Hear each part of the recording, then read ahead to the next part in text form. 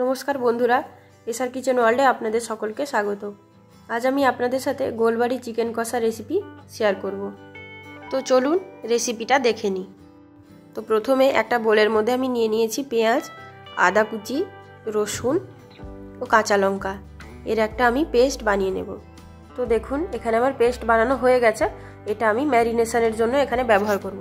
এবার আমি একটা বোলের মধ্যে নিয়ে নিচ্ছি 700 গ্রাম চিকেন। এর ওপর থেকে দিয়ে দিচ্ছি টক দই। এবার আমি আগে থেকে বানিয়ে রেখেছিলাম যে পেস্ট, ওই পেস্টটা এর মধ্যে দিয়ে দিচ্ছি। এবার দিয়ে দেব হলুদ গুঁড়ো, লঙ্কা গুঁড়ো, গরম মশলা গুঁড়ো, গোলমরিচ গুঁড়ো, চিকেন কারি মশলা ও লবণ। সব কিছু এবার ভালো করে আমি মিশিয়ে নেব। এবার মেশানো হয়ে গেলে এটাকে আমি ম্যারিনেশনের জন্য রেখে দেব।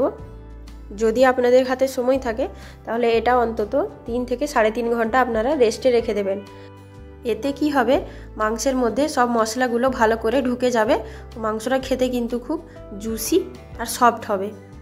যদি আপনাদের হাতে সময় না থাকে তাহলে অন্তত পক্ষে 45 মিনিটস থেকে 1 ঘন্টা আপনারা এটাকে রেস্টে রাখবেন। এবার একটা বোলের মধ্যে আমি নিয়ে নিয়েছি পেঁয়াজ কুচি। এবার আমি গ্যাসে একটা কড়াই বসিয়ে তাতে নিয়ে নিচ্ছি সরিষার তেল। তেলটা গরম হয়ে গেলে এর মধ্যে দিয়ে দেব পেঁয়াজ কুচি।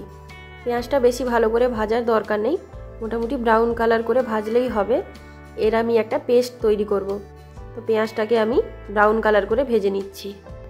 তো আমার পেঁয়াজ ভাজা হয়ে গেছে, এটাকে আমি কিছুক্ষণ ঠান্ডা করে এর একটা পেস্ট বানিয়ে নিয়েছি। এবার তেলটা গরম হয়ে গেলে এতে দিয়ে দিচ্ছি তেজপাতা, গোটা গরম মশলা, ওপর থেকে দিয়ে দিচ্ছি অল্প পরিমাণে চিনি। এবার সব কিছু আমি ভালো করে মিশিয়ে নিচ্ছি। এবার এটা একটু ভালো করে ভাজা হয়ে গেলে এর মধ্যে দিয়ে দেব আমার আগে থেকে ম্যারিনেট করে রাখা চিকেনটা দেওয়ার সময় গ্যাসের ফ্লেমটা অবশ্যই লোতে রাখতে হবে, না হলে মশলা পুড়ে যাওয়ার একটা সম্ভাবনা থাকে। তো সব কিছু এবার আমি উল্টে পাল্টে ভালো করে মশলার সাথে কষিয়ে নেব। এবার এটা ঢাকা দিয়ে আমি চিকেনটা কষাতে থাকবো।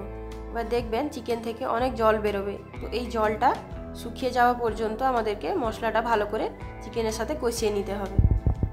এবার এর মধ্যে আমি দিয়ে দেব আমার ওই আগে থেকে ভেজে রাখা পেঁয়াজের পেস্টটি, দিয়ে আবারও সব একসাথে ভালো করে মিশিয়ে নেব। ভিডিওটি ভালো লাগলে ভিডিওটিতে প্লিজ একটা লাইক করে চ্যানেলটিকে সাবস্ক্রাইব করে পাশে থাকা বেল আইকনটি ক্লিক করে দেবেন, যাতে আমার পরবর্তী নতুন ভিডিওর নোটিফিকেশান আপনাদের কাছে সবার আগে পৌঁছে যায়। এবার আমি আগে থেকে একটা চায়ের লিকার তৈরি করে রেখেছিলাম, সেটা এর মধ্যে অ্যাড করে দেব। মনে রাখবেন গোলবাড়ি চিকেনে কিন্তু এই চায়ের লিকারটা হচ্ছে মেন ফ্লেভার। এবার আমি সব কিছু একসাথে ভালো করে মিশিয়ে এই জলটাকে ভালো করে শুকিয়ে নেব। গ্যাসের ফ্লেমটা এই সময় আমি মিডিয়ামে রাখবো। তো এই গোলবাড়ি চিকেন কষা খুব ঝোল হয় না, গ্রেভি হয়, তাহলে কিন্তু এটা খেতে ভালো লাগে।